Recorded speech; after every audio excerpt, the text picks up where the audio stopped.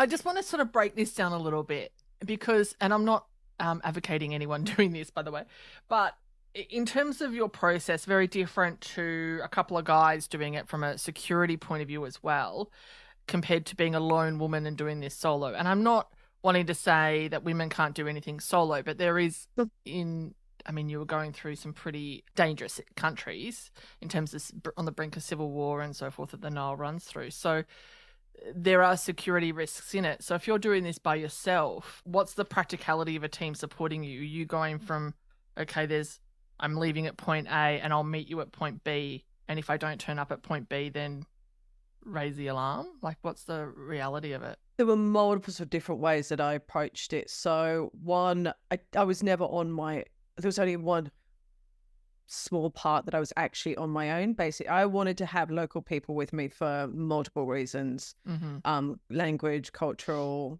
company, and to make up for where I particularly say in rafting, where I don't have the expertise and the skills, but I needed to kind of plug that hole because I wasn't willing to invest the time to develop those skills to get to the point that I could deal with, massive rapids and things like that. Local knowledge of the river. Yeah, local knowledge and people, able to help with getting approvals if they were needed. And that was a big thing in Sudan. The local canoe and rowing federation there was so helpful. And I did a recce beforehand to Sudan and Egypt to just get a gauge of the kind of support I'd have and start to build some networks. And I met, officials from the British and Australian embassies. I'm a dual passport holder, and then met local paddlers so that I kind of had those networks and started to build people to speak to there to then come and join me on the trip. And for the initial part through Rwanda, Tanzania, and Uganda, where we had the rapids, then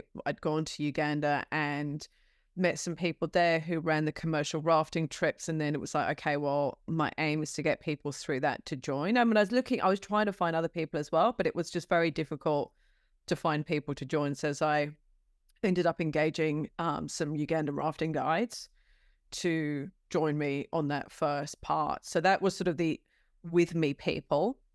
And then before going, I did hostile environment awareness training, which is really all around personal security in potentially hostile environments. And when I did my risk assessment, it's like, how do you source that? Where do you go to get that? I Googled. I mean, I knew I wanted to do that training, and then I Googled to find an organization that offered it, and it worked out. So, there's different forms of that kind of training, and I just had a one-on-one. And we went through the potential threats I could be facing and how those could play out and some specifics to each country and, a lot of just general keeping travel safety in a lot of ways. Learning about things that I never expected to learn about, the stages of a kidnap and where you're safe in a hotel. And I know all sorts of things. I came out of this day of being drilled on effectively every worst case that could come up and really was like, what am I doing? I must be out of my mind. And then I reminded myself, okay, we've literally just gone through all of these worst cases. This is not a prediction of what's going to happen. It's a possible things that could happen. And now I'm going to try and make sure I, follow the advice and do things that will reduce that risk, and it's things like on social media posting. It's like, okay, so I'm not going to be posting as I go. There's going to be a 2-week delay on everything because everyone knows where I'm going to be. The only element of surprise that I had was when I was there. And obviously I wasn't sharing my tracker with people and things, so there was some of those sort of security things I took on board. But when I'd, then looked at my risk assessment and things like the potential of being arrested or things going wrong, I don't know the standard operating procedures of how to deal with this.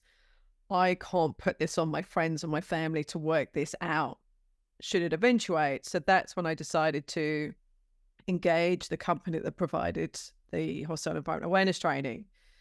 And they offered a service where I would get really detailed intel reports each day, super detailed. And I would have an operator, so it was Dave, who I checked in with every single day.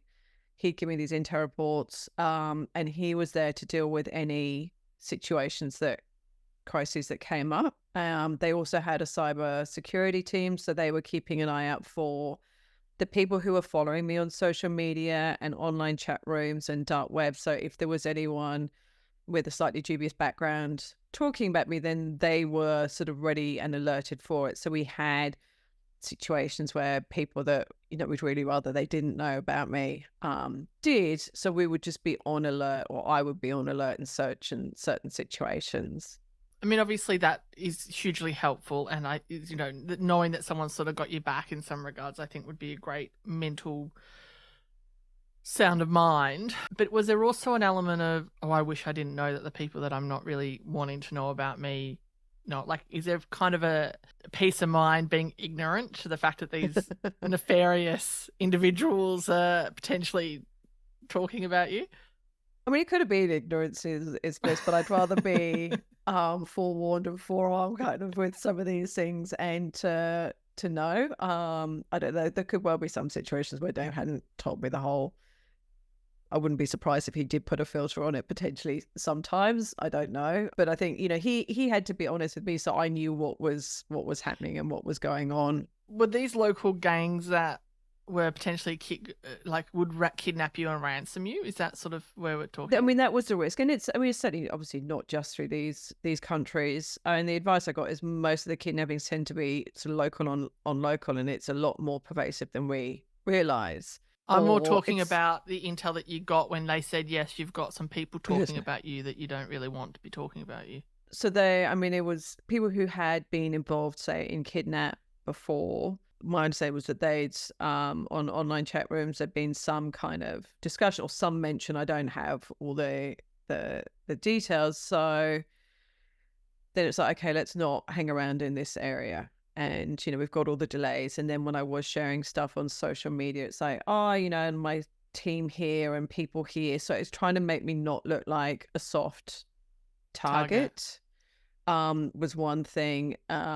Being an individual as well. I mean, people who tend to get targeted, I think more are from companies or NGOs, because they know that there's insurance there to pay.